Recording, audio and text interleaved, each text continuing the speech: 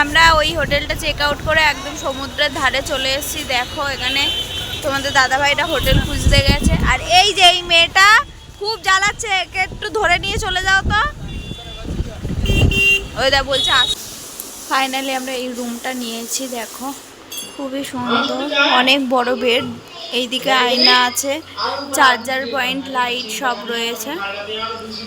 আর এই যে রয়েছে, চলো তোমাদের ওয়াশরুমটা দেখাই।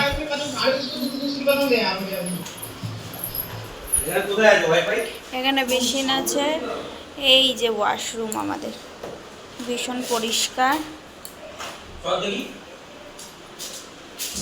রুমটা দেখো, এই আমাদের টলি। আজকে আমরা সমুদ্রে স্নান করতে যাচ্ছি সবাই মিলে।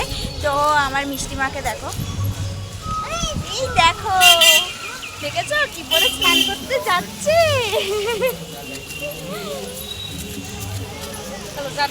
দেখো গাইস, আমরা স্নান করতে চলে এসেছি সবাই মিলে। এখন ফটো শুটিং হবে, তারপরে স্নান করতে যাবো। আর এই দেখো আমাদের ছেলে মেয়েগুলো কি করছে এসে। দেখো মিষ্টি এখন পোজ দিচ্ছে ছবি তোলার জন্য, আর ওর বাবা বালি নিয়ে খেলছে। তারপরে আমরা স্নান করে চলে এসেছিলাম হোটেলে, যেহেতু এত স্নান করেছি ঠান্ডা লেগে গেছে জানো তো এখন। তো সানি আর তোমাদের মিষ্টু এখানে খেলাধুলা করছে, আমরা খেতে বসবো, খাওয়াবো আর কি, কার্টুনও দেখছে। আমরা পুরো ফ্রেশ হয়ে নিয়েছি, তারপরে বিকেলবেলা আবার আমরা মন্দিরে এসেছি, একটু গোপুসোনাকে নিয়ে এসেছিলাম, গোপুসোনাকে নিয়ে মন্দিরের ভেতরে ঢুকবো আর কি। আর দেখো মিষ্টু এসে কি করছে। মিষ্টু যাবা না এখানে, দেখো আজকে মন্দিরের ভেতরটা দেখবো, কালকে যেহেতু মন্দিরের ভেতরটা ঢুকতে পারিনি।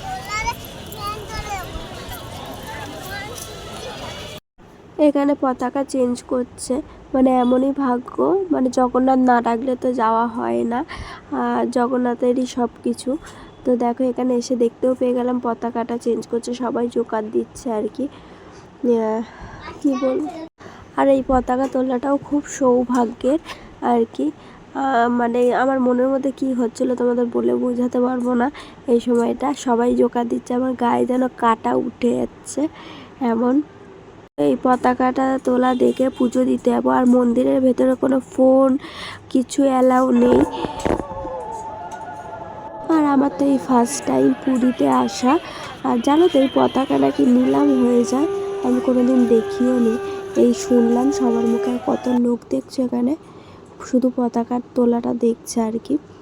তো চলো এবারে আমরা পুজোটা দিয়েই আসি। আর আমরা যে রথ টেনেছি এই ভিডিওটাও করা হয়নি, যেহেতু এত পরিমাণে ভিড় ছিল। আমার ছেলে তো ভিড়ের মধ্যে ঢুকে কান্না করছিল আর কি। কিন্তু হ্যাঁ, সাহস করে গেছি, জগন্নাথ যখন ডেকেছে রথের দড়ি তো টানতেই হবে। আর ফার্স্ট টাইম বলে কথা, আমরা সবাই এনজয় করেছি ওখানে। আর এখানে দেখো কত বাদর, মানে কি বলবো, তেড়ে তেড়ে আসছে, এত বাদর। এখন আবার সন্ধ্যাবেলা বেরিয়ে গেছি, আবার একটু ঘুরতে যাচ্ছি, শ্মশানের দিকে যাচ্ছি, এখানে শ্মশানটা দেখবো।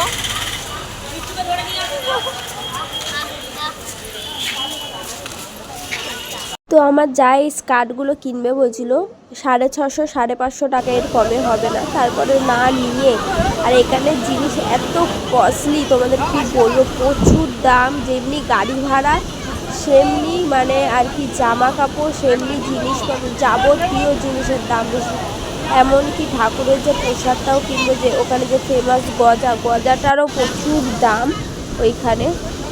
তো যাই হোক, আমরা এখন বিচের ধারে এসছি, এসে ছবি টবি তুলব। তোমাদের দাদাভাই রাতের খাবারটা আর কি বানাতে দিতে গেছে।